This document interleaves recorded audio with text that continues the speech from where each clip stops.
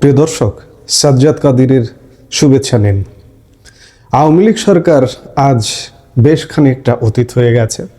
আওয়ামী লীগ সরকারকে পেছনে ফেলে সামনে এসেছিল ১.৫ বছরের বিতর্কিত অবৈধ ডক্টর ইউনূসের সরকার। আওয়ামী লীগ সরকারের কিছু বিতর্ক, কিছু দুর্নীতি, কিছু দুর্বৃত্তপনা ছিল, কিন্তু তার বাইরে গত ১৬ বছরে আওয়ামী লীগ বাংলাদেশের মানুষের জীবনকে স্বাচ্ছন্দ্য দিয়েছে, উন্নয়ন দিয়েছে, অবকাঠামো দিয়েছে। কিন্তু আজকে প্রশ্ন আসছে যে আওয়ামী লীগ সরকারের পরিবর্তনটা কেন করতে হয়েছে? আওয়ামী লীগ সরকার পরিবর্তন করে একটা ভালো কিছু হবে? ওই যে দুর্বৃত্তপনা, দুর্নীতি বা অনিয়ম ছিল, ক্ষমতার দম্ভ ছিল, সেগুলোকে ছুঁড়ে ফেলে একটা ভালো কিছু হবে। কিন্তু আজকে যখন ইউনূস সরকার শেষ হয়ে গেছে, তখন বারবার প্রশ্ন আসছে যে ইউনূস সরকার গত ১.৫ বছরে আসলে কি দিয়েছে। আজ আমরা এমন এক চাঞ্চল্যকর তথ্য নিয়ে কথা বলবো যা শুনে আপনি স্তব্ধ হয়ে যাবেন। ডক্টর ইউনূসকে সামনে রেখে পর্দার আড়ালে কারা কলকাঠি নেড়েছে? কেন নির্বাচন পেছিয়ে দিতে মরিয়াছিল অন্তত ৩ জন প্রভাবশালী উপদেষ্টার সিন্ডিকেট? মব সন্ত্রাস আর রাজপথের অস্থিরতার পেছনে কি তবে সরকারের ভেতরেই হাত ছিল? দৈনিক মানবজমিনের একটি বিস্ফোরক রিপোর্ট এবং বর্তমান রাজনৈতিক প্রেক্ষাপটে আজ আমরা ফাঁস করতে যাচ্ছি অন্তর্বর্তী সরকারের সেই অন্ধকারের গল্প। বন্ধুরা, আমি শুরুতেই বললাম যে শেখ হাসিনা সরকারের পতনের পর দেশ এক নতুন স্বপ্ন দেখেছিল, কিন্তু ডক্টর ইউনূসের অন্তর্বর্তী সরকার কি সেই স্বপ্ন পূরণ করতে পেরেছে? অনেকে বলছেন আওয়ামী লীগ আমলে যে বিতর্ক ছিল তা থেকে ১০০ গুণ বেশি বিতর্ক তৈরি করেছে এই অন্তর্বর্তী সরকার। বিশেষ করে সরকারের ভেতরের কিছু মানুষের অতি ক্ষমতালিপ্সা পুরো পরিবর্তিত পরিস্থিতিটাকে প্রশ্নবিদ্ধ করে তুলেছিল, যার কারণে ডক্টর ইউনূসের সরকার প্রতি পদক্ষেপে ব্যর্থ হয়েছে। ইতিমধ্যেই নিশ্চয়ই মানবজমিনের এই রিপোর্টটা আপনাদেরও চোখে পড়েছে। এই রিপোর্টটির শিরোনাম ৩ উপদেষ্টা ক্ষমতা ধরে রাখতে চেয়েছিলেন, কিন্তু কেন? এই প্রশ্নেই লুকিয়ে আছে বাংলাদেশের বর্তমান রাজনৈতিক সংকটের গভীর রহস্য। রিপোর্টে বলা হচ্ছে অন্তত ৩ জন উপদেষ্টা নির্বাচন বিলম্বিত করার নানামুখী খেলায় লিপ্ত ছিলেন। তারা ডক্টর ইউনূসকে এক প্রকার চাপে রেখেছিলেন যেন তিনি দ্রুত নির্বাচনের ঘোষণা না দেন। অন্যভাবে যদি বলেন, ডক্টর ইউনূসকে এক প্রকার বন্দি করে রেখেছিলেন এই ৩ উপদেষ্টার সিন্ডিকেট। এখন প্রশ্ন জাগতে পারে তারা কিভাবে এই চাপ সৃষ্টি করেছিলেন। রিপোর্টে উঠে এসেছে এক ভয়ঙ্কর তথ্য, মব সন্ত্রাস ছিল তাদের প্রধান হাতিয়ার। হ্যাঁ, আপনারা ঠিকই শুনেছেন। যখনই রাজপথে কোনো অস্থিরতা তৈরি হয়েছে, যখনই কোনো প্রতিষ্ঠানে হামলা হয়েছে বা তথাকথিত মব বিচার শুরু হয়েছে, তার পেছনে কি এই উপদেষ্টাদের উস্কানি ছিল? মানবজমিনের রিপোর্ট অনুযায়ী এই উপদেষ্টাদের কৌশলের অন্যতম হাতিয়ার ছিল মব সন্ত্রাস। তারা জানতেন দেশে আইন শৃঙ্খলা পরিস্থিতি যত নাজুক থাকবে, নির্বাচন তত পিছিয়ে দেওয়া যাবে। তারা ডক্টর ইউনূসকে বোঝাতে সক্ষম হয়েছিলেন যে এখন নির্বাচন দিলে পরিস্থিতি সামাল দেওয়া যাবে না। আগস্টকে বিক্রি করে তারা বলতে চেয়েছিলেন যে আগস্টের চেতনা ধূলিসাৎ হয়ে যাবে। আরও আশ্চর্যের বিষয় হলো ডক্টর ইউনূস নিজেও একসময় অসহায় হয়ে পড়েছিলেন।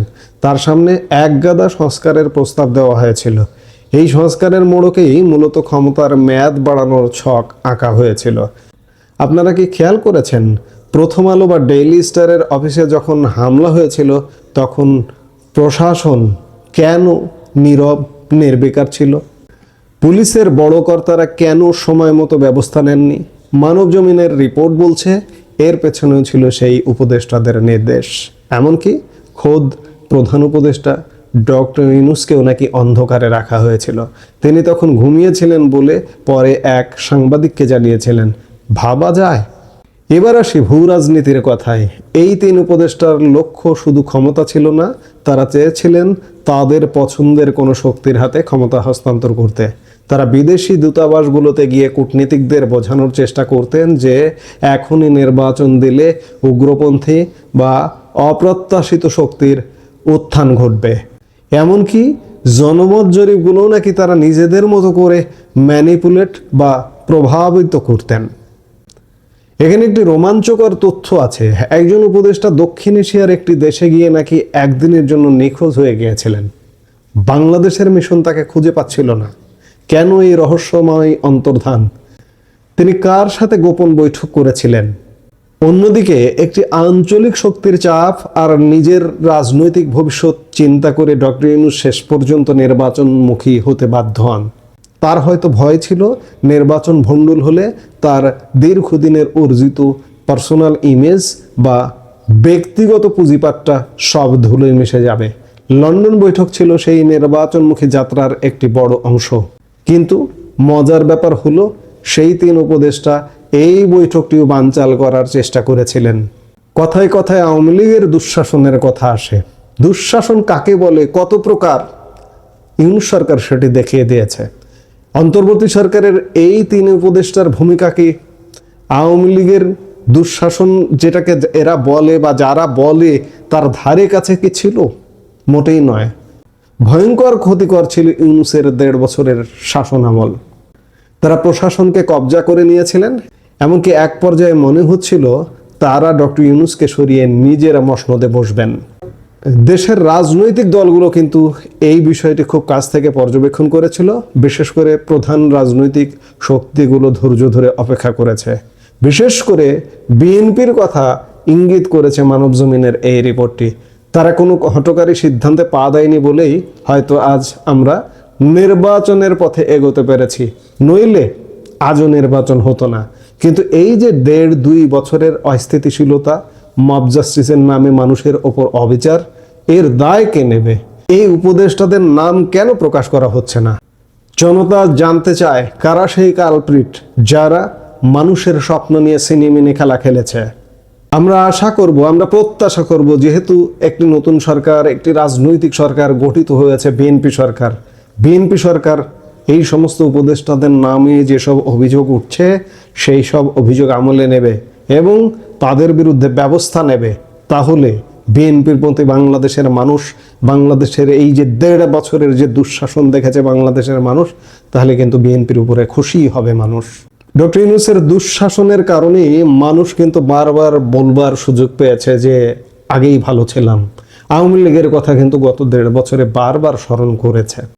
ডক্টর ইউনূসের মতো ব্যক্তিকেও যখন তার উপদেষ্টারা ব্ল্যাকমেইল করতে পারেন কিংবা বিভ্রান্ত করতে পারেন, তখন বুঝতে হবে ঘুণ পোকা আমাদের সিস্টেমের কতটা গভীরে। মানবজমিনের এই রিপোর্টটি আমাদের চোখ খুলে দিয়েছে। সময় এসেছে এই ছদ্মবেশী বিপ্লবীদের মুখোশ উন্মোচন করার। দর্শক, আপনারা কি মনে করেন এই তিন উপদেষ্টা আসলে কারা? কমেন্ট করে আমাদের জানান। আপনাদের মতামত আমাদের জন্য অত্যন্ত গুরুত্বপূর্ণ। ভিডিওটি ভালো লাগলে শেয়ার করুন এবং সত্যের সন্ধানে সাজ্জাদ কাদির অ্যান্ড দ্য লেজেন্ডসের সাথেই থাকুন। এই মুহূর্তে বিদায় নিচ্ছি। সবাই ভালো থাকুন, সুস্থ থাকুন। আমাদের ভিডিওগুলো নিয়মিত পেতে সাবস্ক্রাইব করুন Sajjad Kadir and the legends YouTube channel এবং লাইক, কমেন্ট, শেয়ার করে সাথে থাকুন।